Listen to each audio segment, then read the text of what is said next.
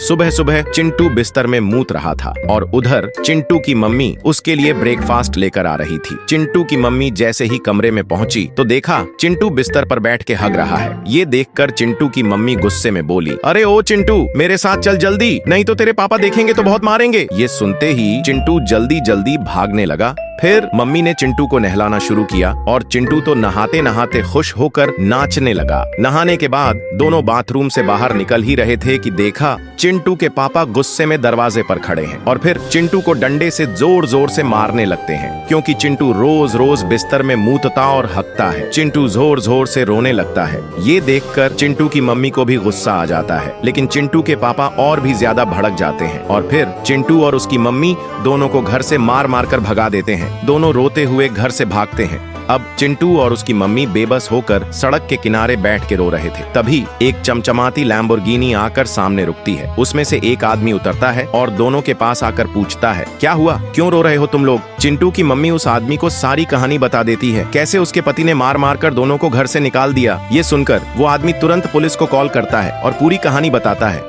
थोड़ी ही देर में पुलिस आती है और चिंटू के पापा को घर से उठाकर ले जाती है। फिर वो आदमी बोलता है, चलो मेरे साथ मेरे घर, अब मैं तुम्हें और तुम्हारे बच्चे को अपनाऊंगा। ये सुनकर चिंटू और उसकी मम्मी खुश होकर उस आदमी के साथ उसके घर चले जाते हैं। घर पहुंचते ही वो आदमी दोनों को खाना देता है और चिंटू और उसकी मम्मी खुशी खुशी सारा खाना खा लेते हैं। फिर रात होती है और तीनों एक ही बिस्तर में सोते हैं। चिंटू बीच में, एक तरफ उसकी मम्मी और दूसरी तरफ उसका नया पापा। सुबह होती है और चिंटू की मम्मी उठती है तो देखती है चिंटू ने फिर से बिस्तर में हक दिया है। फिर चिंटू की मम्मी और उसका नया पापा जोर जोर से हंसने लगते हैं और चिंटू भी बहुत खुश होता है, क्योंकि अब बिस्तर गंदा करने पर उसे डांट नहीं पड़ती।